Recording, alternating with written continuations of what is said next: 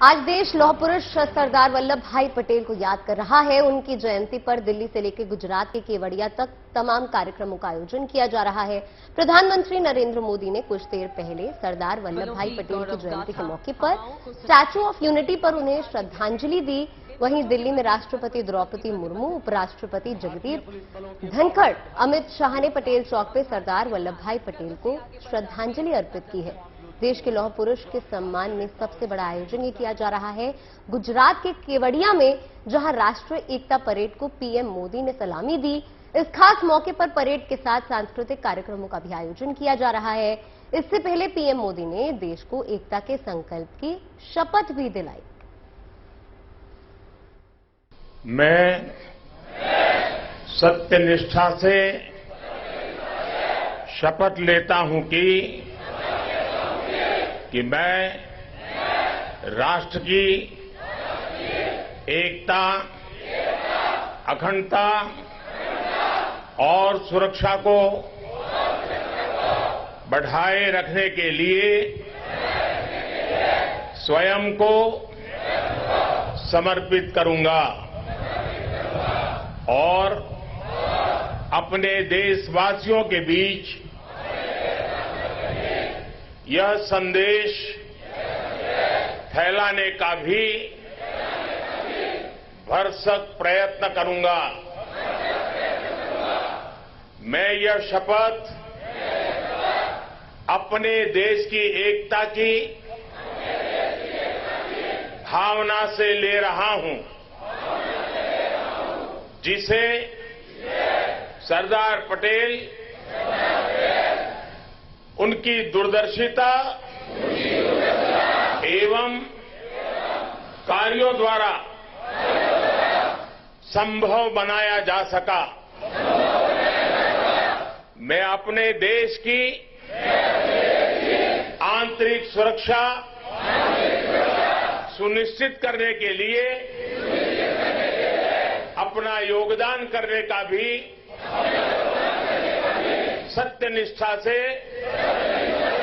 संकल्प करता हूं। तस्वीरें आप देख रहे हैं इस वक्त स्टैच्यू ऑफ यूनिटी से शानदार परेड की ये तस्वीरें हैं। आज पूरा देश जो है लौह पुरुष को नमन कर रहा है। बहुत दिन ये खास है, प्रधानमंत्री नरेंद्र मोदी के दिल के करीब ये प्रोजेक्ट था। जब कुछ साल पहले उन्होंने इसका इनॉग्रेट किया था इसको, और वर्ल्ड की सबसे बड़ी ये स्टैच्यू है, आपको बता दें, सरदार वल्लभ भाई पटेल की, जिनको लौह पुरुष के साथ साथ तमाम नामों से जाना जाता है। क्योंकि देखिए स्टैच्यू ऑफ यूनिटी इसलिए क्योंकि देखिए इन्होंने पूरे देश को यूनाइट किया। आज पूरा देश जो है तमाम रियासतों में बटा होता, तमाम छोटे छोटे देश होते आज हिंदुस्तान के नाम पर, लेकिन सरदार वल्लभ भाई पटेल थे जिन्होंने सबको यूनाइट किया और एक अखंड भारत का निर्माण किया। राष्ट्रीय एकता दिवस 2022 उसी सिलसिले में एक शानदार परेड का आयोजन किया जा रहा है, जिसकी शानदार तस्वीरें आप गुड न्यूज टुडे के माध्यम से देख रहे हैं। प्रधानमंत्री नरेंद्र मोदी सलामी देते इन तमाम शूरवीरों को, जवानों को। साल कायम करने वाले भारतीय पुलिस बलों के जवान राष्ट्रीय एकता दिवस एक बिल्कुल नए युग की शुरुआत ऐसा लग रहा है सरगम जैसे हो रही है इस पावन धरती से, क्योंकि अब तो ये पावन हो गई है धरती। की परेड में अपने अनुशासन, कर्तव्यनिष्ठा और इसी के साथ देखिए एक तरह देखिए पूरा देश जो है लौह पुरुष को नमन कर रहा है। दूसरी ओर एक एक जिंदगी को बचाने के लिए गुजरात के मोरबी में रविवार रात से रेस्क्यू ऑपरेशन लगातार जारी है। जैसा कि आपको पता है, यहां के मच्छू नदी में बना केबल ब्रिज अचानक कल शाम को टूट गया था, जिसके बाद सैकड़ों लोग नदी में गिर गए थे। इस वक्त यह हादसा हुआ उस वक्त जो है पुल पर 400 से ज्यादा लोग मौजूद थे। फिलहाल पूरी रात जो है बचाव का काम युद्ध स्तर पर जारी रहा, जिसके बाद सुबह से ही लोगों की तलाश में एजेंसियां लगातार जुटी हुई हैं। रेस्क्यू की जो टीमें हैं वो युद्ध स्तर पर लगी हुई हैं। सेना, navy, air force, NDRF, fire brigade, SDRF की टीम्स लगातार काम में जुटी हुई हैं। अब तक आपको बता दें 177 लोगों को रेस्क्यू किया जा चुका है। मोरबी हादसे को लेकर रखरखाव करने वाली एजेंसियों के खिलाफ धारा 304, 308 और 114 के तहत क्रिमिनल केस दर्ज कर दिया गया है, जो इसकी आज से ही जांच शुरू कर दी गई है। मतलब जांच का सिलसिला भी है वो जारी है और हादसे और रेस्क्यू से जुड़ी 6 तस्वीरें आपके टेलीविजन स्क्रीन पर और इन तस्वीरों से समझा जा सकता है कि कैसे युद्ध स्तर पर लोगों को बचाने के लिए राहत टीमें दिन रात जुटी हुई हैं। 100 से ऊपर मौत की पुष्टि अब तक हो चुकी है।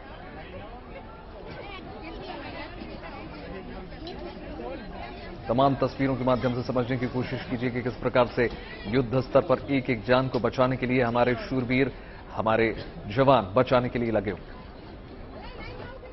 तमाम एजेंसी छेला 10 घंटे से ये पूरी बचाव और राहत की कामगिरी में जुड़ी हुई हैं।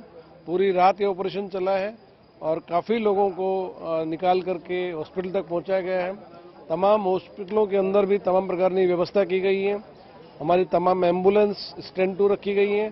तमाम विस्तारों में जो एम्बुलेंस स्टैंड 2 रखी है उनके साथ साथ पुलिस द्वारा कर्मचारियों पर तैनात किए गए हैं, जाके किसी भी व्यक्ति को कोई भी प्रकार की तकलीफ नहीं पड़े और तात्कालिक उसको मेडिकल केयर मिले। इसके साथ साथ अभी तक जो हमारी जो इन्वेस्टिगेशन की टीम है वो भी इस कामगिरी में जुटी हुई है और इस केस में एक साइंटिफिक इन्वेस्टिगेशन हम लोग करेंगे। उसमें किसी भी व्यक्ति को किसी भी कंडीशन में छोड़ा नहीं जाएगा। सबके विरुद्ध में कड़क से कड़क हम लोग इसमें एक्शन लेने वाले हैं।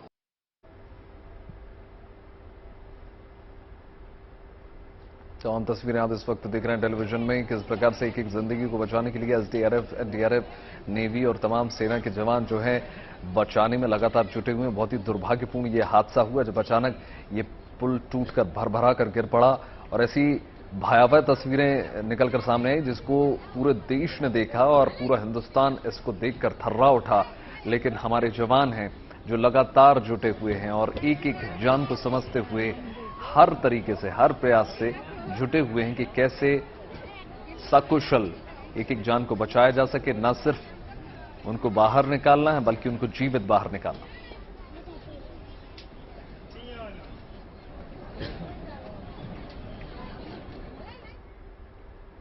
तो मोरबी में इस वक्त कैसा चल रहा है राहत बचाव कमीशन, चलिए आपको दिखाते हैं इस रिपोर्ट में।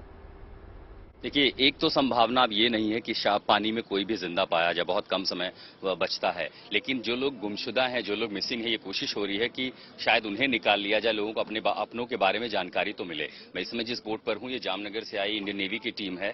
सब लेफ्टिनेंट हर्षवर्धन त्रिपाठी मेरे साथ हैं, साथ ही एनडीआरएफ को हम देख पा रहे हैं। नेवी ने अपने गोताखोर भी लगाए हैं, डाइवर्स हैं जो कन्वेंशनल मेथड से अंदर जाने की कोशिश कर रहे हैं। अब आपको रात भर जो चुनौती थी वो सबसे बड़ी थी अंधेरा, लेकिन इस समय दिन में सबसे बड़ी चुनौती है क्योंकि पानी के अंदर डाइवर तो जा रहे हैं लेकिन वो देख नहीं सकते क्योंकि पानी के अंदर विजिबिलिटी नहीं है। इसलिए ये कन्वेंशनल हुक जो है इनका इस्तेमाल किया जा रहा है। ये तमाम जो लोग हैं वो उसे अंदर डालते हैं ताकि अगर मान लीजिए कोई शव है, कपड़े से अगर फंस जाए तो कम से कम खींच के निकाला जा सके।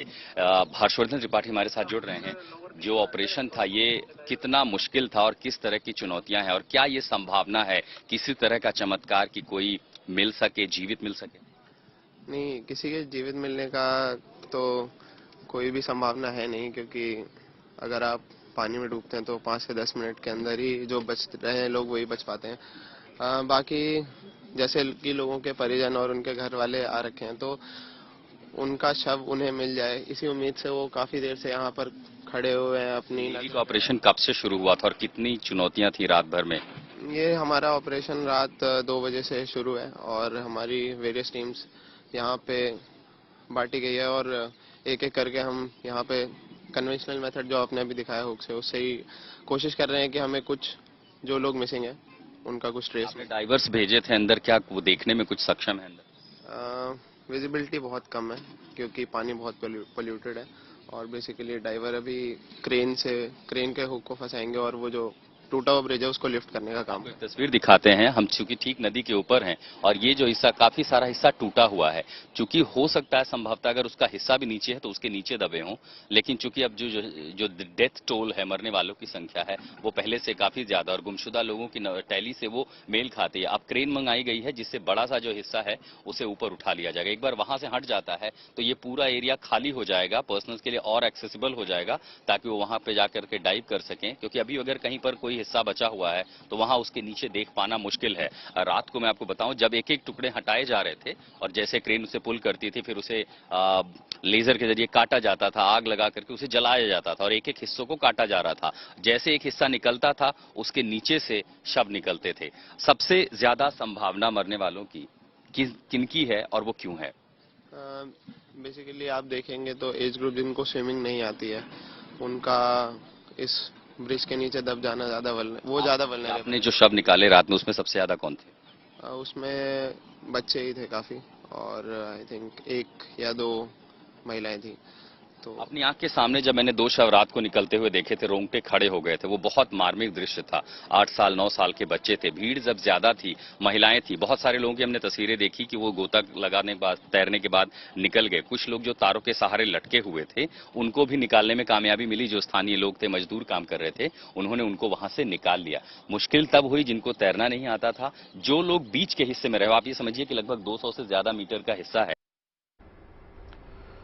तो देवदूत जो है, हमारे जवान जो हैं, कोशिश यही है कि एक जिंदगी को बचाने में लगे हुए हैं और ये जो कवरेज है लगातार आपको दिखाते रहेंगे कि कैसे एक एक जिंदगी को बचाया जा रहा है। बढ़ते हैं कुछ और खबरों की ओर। देखिए, छठे दीपोत्सव में नया रिकॉर्ड बनने के बाद अब अयोध्या में सरयू किनारे राम की पैड़ी के कायाकल्प की तैयारियां पूरी हो चुकी हैं। दीपोत्सव में श्रद्धालुओं और सैलानियों की भारी तादाद को देखते हुए यहां नए सिरे से एम्पी थिएटर और स्टेडियम की तरह बैठने की व्यवस्था की जाएगी।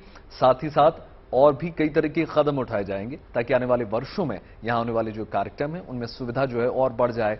आपको दिखाते हैं कैसे होने जा रहा है नया ये कायाकल्प। ब्लूप्रिंट क्या है इसका, देखिए।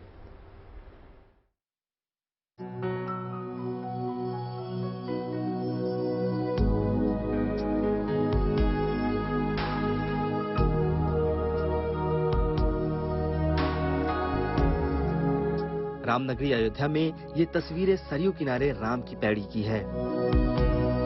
ये वही राम की पैड़ी है जहां 23 अक्टूबर 2022 को छठे दीपोत्सव के मौके पर 15,37,000 दीपक एक साथ जलाकर नया कीर्तिमान बनाया गया।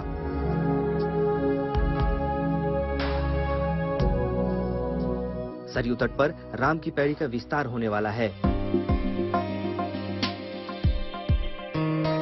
और यहाँ श्रद्धालुओं के लिए सुविधाएं बढ़ाने की तैयारी हो रही है ताकि आने वाले वक्त में यहाँ और भव्य दीपोत्सव हो सके, ज्यादा से ज्यादा संख्या में लोग यहाँ आकर बैठ सकें, सरयू के सौंदर्य का आनंद ले सके और यहाँ होने वाले आयोजनों में शामिल हो सके।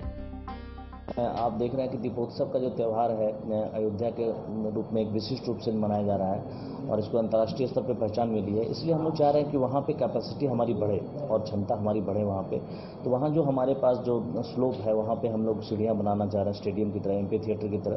तो वो एक प्रपोजल हम लोगों ने शासन से बात की है और उसको जल्दी स्वीकृति करा के उसको हम लोग आगे बढ़ेंगे कि अगली बार जो दीपोत्सव हो उसमें ज़्यादा कैपेसिटी उसमें आ सके। तो ये एक विचार के रूप में है और इसको हम लोग परिणत करेंगे। शायद ही ऐसा कोई श्रद्धालु या सैलानी हो जो अयोध्या आने पर राम की पैड़ी का दर्शन करने नहीं पहुंचता हो। यही कारण है कि राम की पैड़ी और आसपास के क्षेत्रों को विकसित करने की कोशिश लगातार जारी है। इसी सिलसिले में अब राम की पैड़ी की क्षमता बढ़ाने की तैयारी की जा रही है। तो सरयू किनारे गुप्तार घाट से नया घाट तक सभी घाटों के विस्तार की भी योजना है। घाटों के किनारे सड़कों और पार्कों का भी निर्माण किया जा रहा है। साथ ही साथ यहाँ सरयू में क्रूज चलाने की भी योजना है, जिसके जरिए सैलानियों को रामनगरी के महात्म्य से परिचय होने का मौका मिलेगा और यहाँ की पौराणिक जहाजों का विहंगम दृश्य देखने को मिलेगा। बिल्कुल, इसमें जो हम लोग जो क्रूज चलाने की बात चल रही है, माननीय मुख्यमंत्री जी की भी पहले से ये रही है कि इसमें चलाया जाए क्रूज। और यहाँ पे जो खासियत होगी, जो अलकनंदा क्रूज से बात हुई थी तो उन लोगों ने कहा था कि यहाँ कुछ स्पेशल किया जाएगा अयोध्या को दृष्टिगत रखते हुए, और यहाँ सोलर क्रूज चलाने की बात चल रही है। और निर्माण कार्य भी उनकी इच्छा है कि यहीं किया जाए, निर्माण कार्य भी यहाँ किया जाए। तो ये भी बात चल रही है और जल्दी ही फाइनलाइज हो जाएगा। ये अभी अगर यहाँ जब कंस्ट्रक्शन स्टार्ट होता है तो उससे 8 से 9 महीने लगेंगे। अयोध्या में अब हर साल दीपावली के मौके पर दीपोत्सव हो रहा है। वहीं राम मंदिर के निर्माण के साथ ही इस पूरे इलाके को शानदार तरीके से विकसित करके पर्यटन के अंतर्राष्ट्रीय मानचित्र पर लाने की भी तैयारी हो रही है। इस सिलसिले में अब यहाँ बड़ा बदलाव किए जा रहे हैं ताकि सुविधा भी बढ़े और सुरक्षा भी। Banvir Singh, Ayodhya, good news today.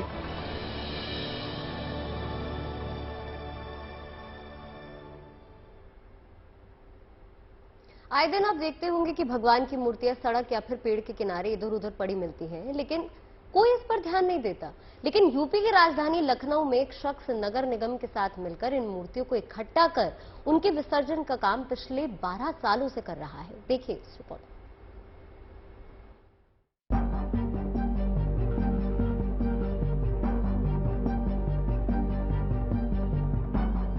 भगवान की मूर्ति हो, कैलेंडर हो या फिर प्रतीक चिन्ह, हम श्रद्धा से सिर झुकाते हैं, पूजा करते हैं। खास तौर पर जब कोई त्योहार आता है तो फिर उत्साह, उमंग और श्रद्धा से मन हिलोरे मारने लगता है, भक्ति में डूब जाते हैं। लेकिन जैसे ही त्योहार खत्म होता है, हम अपनी जिम्मेदारियों से मुंह मोड़ लेते हैं। भगवान की जिन मूर्तियों की हम पूजा साल भर करते हैं, वो मूर्तियां दीपावली की पूजन के बाद कूड़ा हो जाती हैं। जी हाँ, बिल्कुल वो कूड़ा हो जाती हैं। तभी अमूमन उनको घर से बाहर रख दिया जाता है। कोई पेड़ के नीचे रखता है, कोई बीच सड़क पर रख देता है। ऐसे में लखनऊ का एक शख्स बीते 12 सालों से दीपावली के बाद उन लावारिस पड़े भगवानों को ठिकाने लगाने का काम कर रहा है, जिनको दीपावली के बाद लोग घरों से बाहर, सड़क किनारे, मंदिरों में पेड़ के नीचे रख देते हैं। सवाल आस्था का है, विश्वास का है, तो जिम्मेदार भी बनना चाहिए। स्वच्छ होगा वातावरण तो लोग सुरक्षित होंगे, लेकिन लोग ये मंत्र समझ नहीं पाते। भावनाओं में इस कदर बह जाते हैं कि उसके बाद सही और गलत का फर्क करना भूल जाते हैं। वो ये भी नहीं सोचते हैं कि इस तरह कहीं भी किसी पेड़, सड़क के नीचे मूर्तियों, कैलेंडर और पूजन सामग्री को फेंक देने से आस्था का सम्मान नहीं, अपमान होता है। ऐसे में पिछले 12 साल से रंजीत यादव नाम का ये व्यक्ति दीपावली के बाद मोहल्ले दर मोहल्ले जाकर देवी देवताओं के कैलेंडर, मूर्तियां और पूजा के बाद निकलने वाली पूजन सामग्री इकट्ठा करके उन्हें विसर्जित करते हैं। ये करते हुए मुझे 12 वर्ष बीत गए हैं और बड़ा कष्ट होता था जब लोग सड़कों पर, पीपल के वृक्ष के नीचे या फिर चौराहों पर या मंदिर के आसपास लोग जो है मूर्तियों को छोड़कर चले जाते थे। उसके ऊपर जानवर गंदगी करते थे, तो बहुत खराब लगता था, बहुत बुरा लगता था। हमारी धार्मिक आस्थाएं हैं, उनको चोट पहुंचती थी। इसलिए हमने इस काम की शुरुआत की। माताओं बहनों से मेरा विनम्र निवेदन है, विनम्र अनुरोध है, दीपावली की पवित्र पूजा के बाद, दीपोत्सव की पवित्र पूजा के बाद घरों से निकलने वाली देवी देवताओं की मूर्तियों को, भगवान के चित्रों को, गणेश लक्ष्मी भगवान की मूर्तियों को या विसर्जन की कोई भी सामग्री है उसे किसी चौराहे पर। दरअसल दीपावली के बाद 20 दिन का एक अभियान रंजीत पूरे लखनऊ शहर में चलाते हैं कि लोग एक जगह इन मूर्तियों को इकट्ठा करें और उन्हें फोन करें। और रंजीत अपनी इस जिप्सी में मूर्तियों, कैलेंडर और धार्मिक पुस्तकों को इकट्ठा कर उनका विसर्जन करते हैं। हालांकि शुरुआती दौर में रंजीत यादव को कई मुश्किलों का सामना करना पड़ा, लेकिन वो कहते हैं ना, नीयत जब साफ हो तो मंजिल मिल ही जाती है। न केवल स्थानीय लोग बल्कि नगर निगम ने भी रंजीत यादव के काम को समझा और जब कदम दर कदम साथ मिला तो कारवां अपनी मंजिल पर मजबूती से पहुंचने लगा। ये बहुत अच्छा है, बहुत, यही होना ही चाहिए। पहले हम आए तो हम नदी में डालने जा रहे थे, वहां पे एक भाई ने हमें गाइड किया कि नहीं दोस्त, आप वहां पे चले जाइए और वहां पे डालिए जाके। तो हमने उसका पूरा सम्मान किया और मुझे अच्छा भी लगा। फिर हम यहाँ पे आए और हमने यहाँ पे डाला। जिन देवी देवताओं की हम साल भर भक्ति के साथ पूजा करते हैं, उन्हीं देवी देवताओं को दीपावली की पूजन के बाद हम सड़कों पर छोड़ आते थे। और यही वजह थी कि मूर्तियों को लावारिस देखकर रंजीत के मन में उस भगवान को ठिकाना देने की एक ललक जगी और नतीजा आज लखनऊ नगर निगम रंजीत के इस अभियान में सहभागी बन गया है। गोमती किनारे ऐसे भू विसर्जन किए जा रहे हैं, उन मूर्तियों को ठिकाना मिल रहा है जिनको हमने और आपने पूजा के बाद सड़कों पर, पेड़ किनारे लावारिस छोड़ दिया था। कैमरा पर्सन संदीप के साथ Santosh Kumar, good news today. देखिए, उगते सूरज को अर्घ्य देने के साथ ही 4 दिनों से चल रहा लोक आस्था का ये खास पर्व संपन्न हो गया। देश के कोने कोने में नदियों, तालाबों से लेकर घरों के अहाते में लोगों ने उगते सूर्य को अर्घ्य अर्पित किया। आपके सामने छठ पूजा से जुड़ी तमाम तस्वीरें हैं। शहर शहर पूरे 4 दिन ये त्योहार धूमधाम से मनाया गया। दिल्ली में हर बार की तरह छठ पूजा का त्योहार शानदार देखने को मिला। त्योहार का सबसे ज्यादा रंग पटना में देखने को मिला। छठ पूजा का ऐसा ही उल्लास मुंबई में भी इस बार देखने को मिला। मतलब ऐसा कहा जा सकता है कि इस त्योहार की जो ख्याति है वो पूरे देश में अब फैलती हुई नजर आ रही है।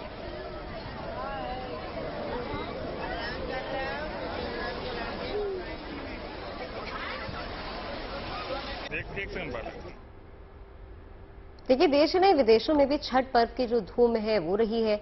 आपके सामने 2 तस्वीरें हम लाते हैं। अमेरिका और काठमांडू में भी बड़ी तादाद में लोगों ने छठ पर्व मनाया। उगते सूर्य को अर्घ्य देते हैं। साथ ही इस महापर्व का समापन हुआ। लोगों ने छठी मैया से सौभाग्य और संपन्नता का वरदान मांगा। इस दौरान विदेशों में व्रतियों का उत्साह देखते ही बन रहा था। बड़ी तादाद में लोग घाटों के किनारे जमा हुए, सूर्य उपासना की। इस तरह विदेशों में छठ का पर्व धूमधाम से मनाया गया। दो तस्वीरें आपके टीवी स्क्रीन पर आप देख सकते हैं। देश ही नहीं बल्कि विदेशों में भी छठ पर्व कितने हर्षोल्लास के साथ मनाया जाता है। पूरे विधि विधान के साथ व्रत रखा जाता है और आज उसका समापन। अब खबर हिमाचल के चाय वाले नेताजी की कर लेते हैं। हिमाचल में बीजेपी ने इस बार एक चाय वाले को शिमला शहरी क्षेत्र से विधानसभा का टिकट दिया है। लेकिन ये कोई मामूली चाय वाला नहीं है, ये करोड़पति चाय वाले नेताजी हैं जो अब चुनाव में किस्मत आजमाने उतर रहे हैं। देखिए रिपोर्ट। हाथ में चाय का भगोना और गले में भगवा अंगोछा, तो जैकेट पर चमक रहा है बीजेपी का सिंबल कमल। ये है शिमला के चाय वाले नेताजी। पेशे से चाय स्नैक्स विक्रेता संजय सूद एक तरफ फटाफट ग्राहकों को चाय बेच रहे हैं, तो दूसरी तरफ ये इस बार शिमला शहरी सीट से हिमाचल विधानसभा चुनाव में भी हाथ आजमा रहे हैं। कहा जाता है कि शिमला के पुराने बस स्टैंड के इस स्टॉल पर 57 साल के संजय सूद चाय बेचते बेचते करोड़पति बन चुके हैं और अब चाय वाले से विधायक बनने का सपना देख रहे हैं। दुनिया जानती है कि पीएम नरेंद्र मोदी चाय बेचकर सियासत के शिखर तक पहुंच गए, लेकिन संजय सूद उनसे अपनी तुलना करने से बचते हैं। देखिए, पहली बात तो यह है कि प्रधानमंत्री जी के साथ मेरी तुलना करना मैं समझता हूँ ये ठीक नहीं है। प्रधानमंत्री जी का जो इंटरनेशनल स्टेटस है, मैं एक छोटा सा चाय बेचने वाला हूँ और उनकी सोच और मेरी सोच कहीं मैच ही नहीं कर सकती। मगर हाँ, इतना जरूर कह सकता हूँ, जैसे आपने कहा करोड़पति वाली बात, वो लोगों की अपनी असेसमेंट है। मेरे पैरों के छाले जो हैं वो मुझे ही मालूम है। संजय सूद अपने भाइयों के साथ बरसों से यहाँ कारोबार में जुटे हुए हैं। 4 बार विधायक रहे सुरेश भारद्वाज की जगह बीजेपी ने इस बार इन्हें टिकट दिया है, तो इन्हें पूरा भरोसा है कि ये पार्टी की उम्मीद पर खरे उतरेंगे। इनके भाई कहते हैं कि ये लंबे संघर्ष का नतीजा है, जिसकी बदौलत ये इस मुकाम तक पहुंचे हैं। अच्छा महसूस होता है जी, और वो करीब 25 वर्ष से लगे हुए हैं पार्टी की सेवा में और साथ साथ में हमारे साथ भी यहाँ पे काम कर रहे हैं। न्यूज़पेपर लाइन से स्टार्ट हुए थे, फिर मेडिकल रिप्रेजेंटेटिव भी रहे, लेकिन सोशल एक्टिविटीज में इन्वॉल्व रहे, ऑनेस्टली इन्वॉल्व रहे, हार्ड वर्किंगली इन्वॉल्व रहे, for the sake of Shimlaites involve रहे। ये सब उन्हीं की मेहनत का। चाय बेचने के साथ साथ संजय सूद सियासी में पहले से सक्रिय रहे हैं। ये 2 बार काउंसलर भी रह चुके हैं, बीजेपी के पदाधिकारी भी रहे हैं। अब मौका मिला है तो विधायक भी बन सकते हैं, लेकिन अपना बुनियादी बिजनेस छोड़ना नहीं चाहते। मैं पहले तो आपकी बात से ये कहना चाहूंगा कि मानने वाली बात नहीं है, मैं इलेक्ट होकर ही आऊंगा। और जहां तक काम की बात है, मेरे पास यही एक रोजगार है और मैं यहाँ पर आता रहूंगा। जनता की सेवा के अलावा जो भी समय मिलेगा वो मेरी कर्मस्थली पर निकलेगा। बहरहाल शिमला में इस बार चुनावी टक्कर आसान नहीं होगी। एक तरफ कांग्रेस तो दूसरी तरफ आम आदमी पार्टी भी यहाँ ताल ठोकने को तैयार है। तो सबको अब 12 नवंबर का इंतजार है, जब यहाँ मतदान होगा, और 8 दिसंबर का, जब चुनाव के नतीजे आएंगे। Kamaljeet Sandhu, Shimla, good news today. और आइए अब आपको दिखाते हैं श्रीनगर की बेटी की कहानी, जिसने अपने शौक को व्यवसाय में तब्दील किया और आज हजारों बेटियों के लिए प्रेरणा का वो स्रोत बन चुकी हैं। शाजिया खान ने बांदीपुरा में पालतू जानवरों का स्टोर खोला है, जो खूब चल रहा है। देखिए।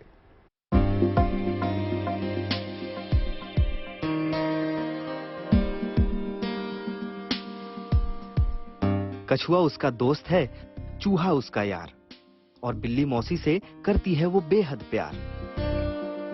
वो उन्हें खिलाती है, पिलाती है, सजाती है, संवारती है और उनके साथ खूब खेलती है। जानवरों से प्रेम की ये अनूठी कहानी है जम्मू कश्मीर के बांदीपोरा की साजिया खां की, जिसे बचपन से ही जानवरों को पालने का शौक रहा। बचपन में वो भूखे प्यासे या घायल पालतू जानवरों को घर ले आती और उनका खूब ख्याल रखती थी। ये आइडिया मुझे अपने पेट से मिला, जो मेरा फर्स्ट पेट था। मेरी कैट थी, तो उसके लिए मुझे फूड लाने के लिए बहुत दूर जाना पड़ता था, श्रीनगर जाना पड़ता था। जैसे मैं सफर कर रही हूँ, वैसे ही न जाने कितने लोग सफर करते होंगे। बचपन के शौक ने कब एक व्यवसाय के रूप में उसके सपने सच किए, उसे भी पता नहीं चला। अब यहाँ उसका अपना पेट स्टोर है जो खूब चलता है।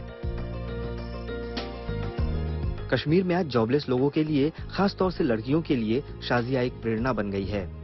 परिवार को भी शाजिया पर बहुत फक्र है। देखो, बच्चों को अपनी रुचि है, कोई डॉक्टर बनना चाहता है, कोई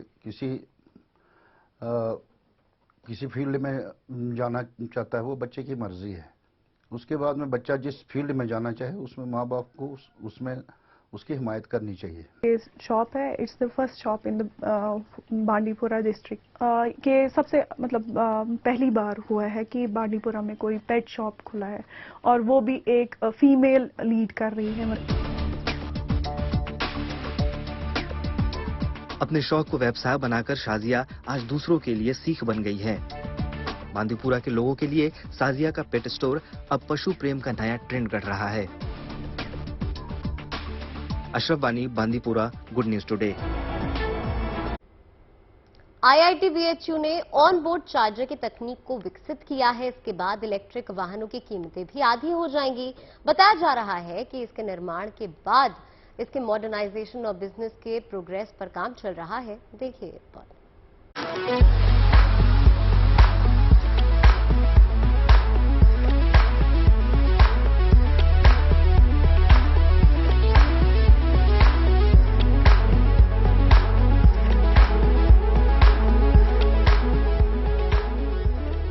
अब जमाना ई व्हीकल का है, मतलब इलेक्ट्रिक गाड़ियों का, जो पेट्रोल डीजल की कीमतों से तो निजात दिलाएगी ही, प्रदूषण से भी बचाएगी। लोग इसका इस्तेमाल भी करने लगे हैं, लिहाजा अब ई व्हीकल को ध्यान में रखकर नई तकनीक इजाद की जा रही है और ऐसी ही एक नई तकनीक विकसित की है IIT BHU ने।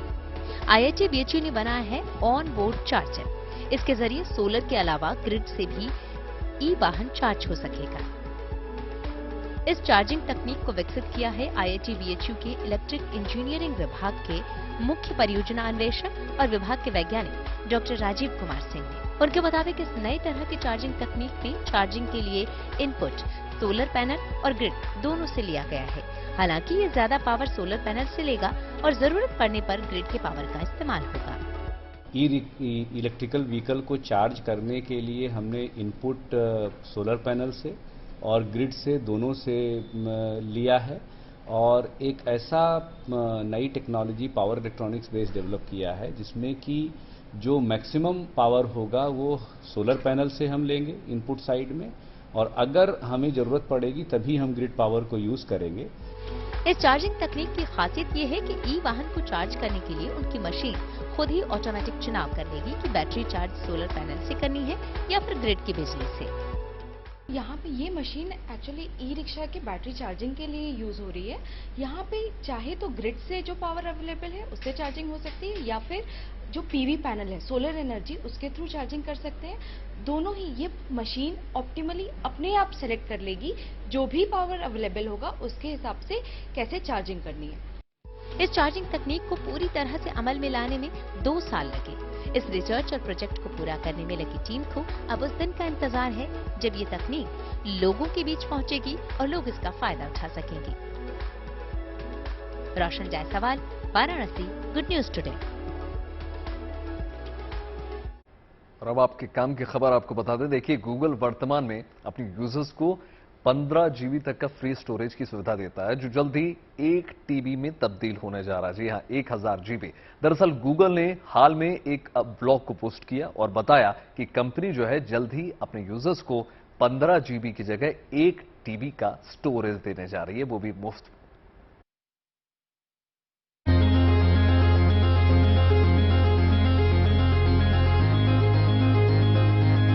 कोई फाइल अपलोड करना हो, कोई नई तस्वीर या वीडियो अपलोड करना हो तो गूगल डिस्क है ना। लेकिन अगर अपलोड करते वक्त आपको बार बार परेशानियों का सामना करना पड़े या सरल शब्दों में ये कहें कि बार बार आपको स्क्रीन पर ये नोटिफिकेशन आए कि आपका स्टोरेज फुल हो गया है, आप अपने स्टोरेज को खाली करें तभी काम आगे बढ़े, तो झल्लाना लाजमी है। लेकिन अब जल्द ही आपको इन सारी परेशानियों से निजात मिलने वाली है। अब आपको बार बार गूगल डिस्क में कुछ भी अपलोड करने पर स्टोरेज की समस्या का सामना नहीं करना पड़ेगा। इसके साथ ही आपका स्टोरेज भी बढ़ जाएगा, क्योंकि अब गूगल यूजर्स के लिए गुड न्यूज, गूगल ला रहा है नया फीचर अब मिलेगी 1 टीबी स्टोरेज।